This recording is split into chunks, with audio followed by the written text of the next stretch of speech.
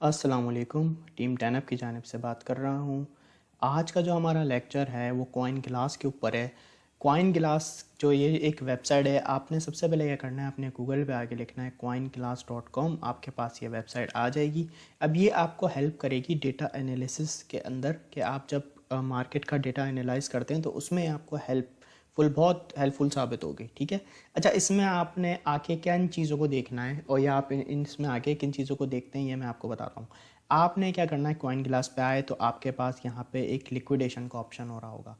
आप इस पे जैसे ही क्लिक करेंगे तो यहाँ पे आपके पास ये जो डेटा आ रहा है, ये आपके पास वो आ रहा है कि मार्केट के अंदर किस कॉइन के अंदर कितने पैसों की लिक्विडेशन हुई है। यानी लिक्विडेशन जो लोग फ्यूचर ट्रेडिंग करते हैं उसके अंदर जो लिक्विडेट हो जाते हैं उसका यहाँ पे डेटा आ रहा है। ठीक है। अब यहाँ पे मेरे पास 4 घंटे का डेटा आ रहा है जिसमें आ रहा है कि भाई यहाँ पे BTC के अंदर 9.5 मिलियन की लिक्विडेशन हुई है पिछले 4 घंटे में। इथीरियम में अगर हम यहाँ पे देखें OP में, तो OP के अंदर यहाँ पे 653K की लिक्विडेशन हुई है। इथीरियम की अगर हम देखें तो 4 घंटे में 9.72 मिलियन की लिक्विडेशन हुई है।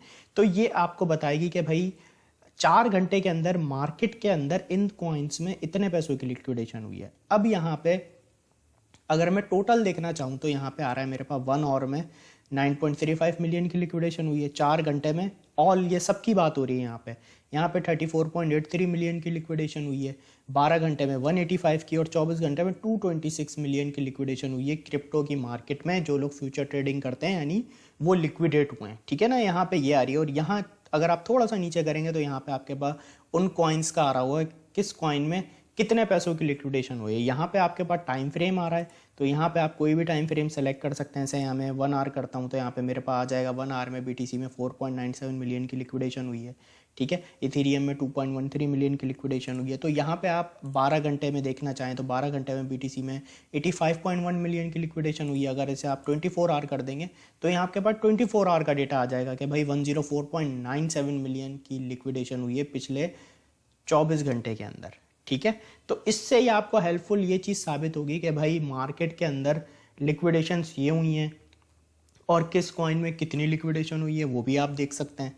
तो यहाँ पे आपने देखना है, फॉर एग्जांपल यहाँ से जैसे आपने देख लिया भाई मार्केट में इतने इतने टाइम फ्रेम में इतने इतने पैसों की लिक्विडेशन हुई है। अब आपने फॉर एग्जांपल सोचा कि भाई मैं बिटकॉइन कैश की लिक्विडेशन देखना चाह रहा हूँ कि उसके हालात क्या चल रहे हैं, उसमें लोग कितने पैसों में लिक्विडेट हुए हैं। तो यहाँ पे आपके पास सर्च का ऑप्शन आ रहा होगा। आप यहाँ पे लिखते हैं बिटकॉइन कैश BCH लिखते हैं और यहाँ पे आप जैसे ही सर्च करेंगे तो आपके पास यहाँ पे आ जाएगा कि भाई 1 आवर के अंदर 32.8K की लिक्विडेशन हुई है। और यहाँ पर हम देखें तो 4 आवर में 49.7K की, 12 आवर में 227 और 424 आवर में 292.25K की लिक्विडेशन हुई है। तो इससे आपको एक अंदाज़ा हो जाता है कि आप जिस कॉइन में ट्रेड करने चाह रहे हैं उसमें कितने टाइम फ्रेम में कितने पैसों की लिक्विडेशन हुई। तो आपको एक तरीके से डेटा को आप एनालिसिस कर रहे हैं कि भाई क्या चल रहा है आपके कॉइन में, मार्केट में क्या चल रहा है, किस कॉइन में कितने लोग लिक्विडेट हुए हैं। इस तरह से आप इसके अंदर चीज़ों को देखते हैं। अच्छा, उसके बाद एक अच्छी चीज़ है यहाँ पे लॉन्ग वर्सेस शॉर्ट्स। ठीक है ना, ये मैं आपको इसका कॉन्सेप्ट बताता हूँ।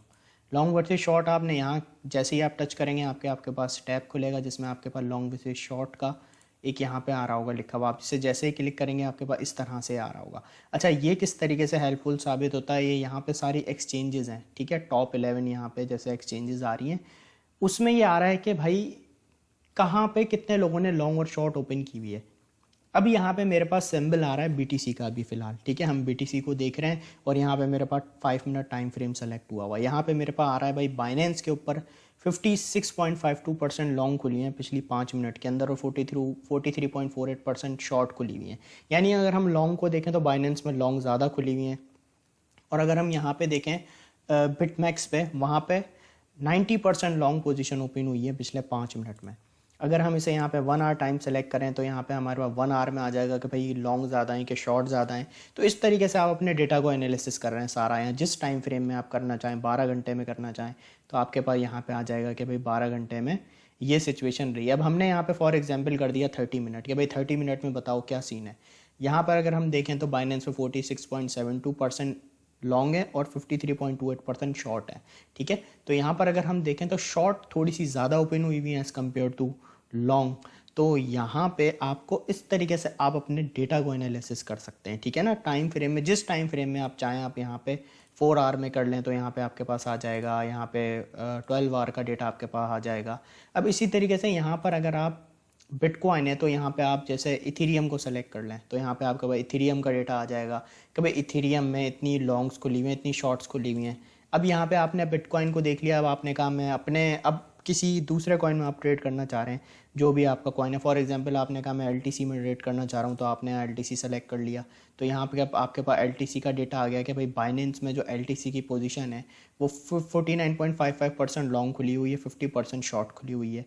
यहाँ पर अगर आप देखें तो आप क्रैकन पे एक्सचेंज पे यहाँ पे एलटीसी के ऊपर 53.94% लॉन्ग खुली हुई है और 46.06% शॉर्ट खुली हुई है। तो आप इस तरीके से अपने डेटा को इसमें एनालिसिस कर सकते हैं, ठीक है। फिर उसके बाद है थर्ड इंपॉर्टेंट चीज़ ऑर्डर बुक, ठीक है।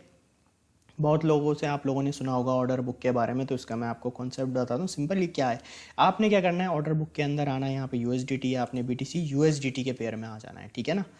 अब यहाँ पे आपके पास इस तरीके से नज़र आ रहा होगा, ठीक है ना, यहाँ पर रेड और ग्रीन। अब यहाँ पे ये रेड वाले जो हैं ये सारे जो है ना यहाँ पे सेलर्स हैं और ये ग्रीन वाले जितने ही आपके पास बायर्स हैं, ठीक है। मैं अब आपको समझाता हूँ। अब यहाँ पे आपने क्या करना है, ये जो है ये बिटकॉइन के बाइंग और सेलिंग के ऑर्डर हैं। मैंने क्योंकि यहाँ पे बिटकॉइन बीटीसी यूएसडीटी की ऑर्डर बुक खोली है तो यहाँ पे मेरे पास सारे बायर्स और सेलर्स के डेटा आ रहा है, ठीक है ना।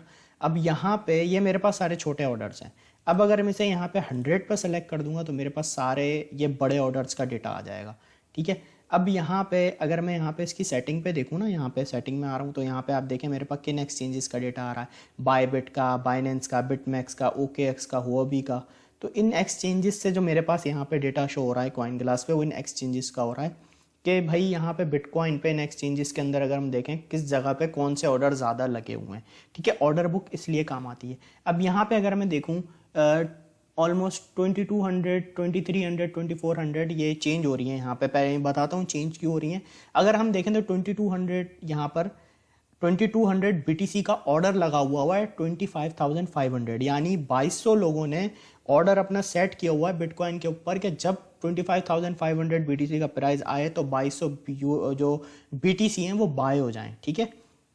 अब यहाँ पर समझने वाली एक चीज़ है, किसी एक वॉलेट का नहीं है कि भाई इतने बीटीसी इस रेंज पे ये कोई एक बंदा बाय कर रहा है।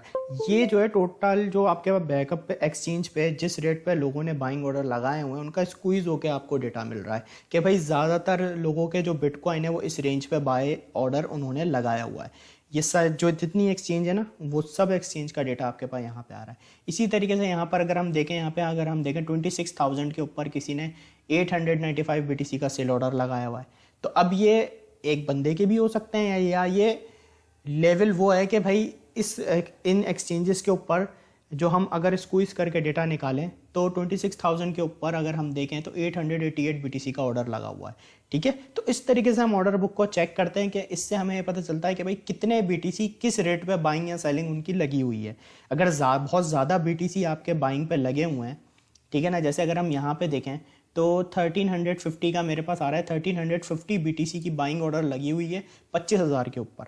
तो इससे मुझे पता चल जाएगा कि भाई 25,000 पे इतने बीटीसी का बाइंग ऑर्डर लगा हुआ है। तो इस तरीके से आप अपने डेटा को एनालिसिस करेंगे, ठीक है। और ये जो बार बार चेंज हो रहे हैं ना, अब इसका रीज़न मैं आपको बताता हूँ कि ये वो लोग हैं जो अपने बायर्स जो होते हैं जिन्होंने यहाँ पे ये जितने भी, पहले बात ये जो ऑर्डर लगे हुए ना लिमिट में लगे हुए, लिमिट ऑर्डर से मुराद कि किसी ने बाइंग ऑर्डर लगाया हुआ है, किसी ने सेलिंग ऑर्डर एडवांस में लगाया हुआ है, ये वो हैं। अब ये जो यहाँ पे चेंज हो रहा है तो वो लोग अपने ऑर्डर कैंसिल करते हैं या तो वो न्यू रेट पे लगा देते हैं, ठीक है। इस वजह से यहाँ पे आपको थोड़ी चेंजिंग देखने को मिल रही है। तो सिंपली सिर्फ ये रीज़न है और इस तरीके से हम अपने ऑर्डर बुक को नोटिस करते हैं। तो इस तरीके से आपको अपना डेटा सारा एनालिसिस कर सकते हैं आप कॉइन ग्लास के ऊपर आके। तो आई होप आपको आज का लेक्चर क्लियर होगा कॉइन ग्लास का। सिंपली डेटा एनालिसिस के लिए आपने इसे यूज़ करना है, ठीक है जी। Thank you so much.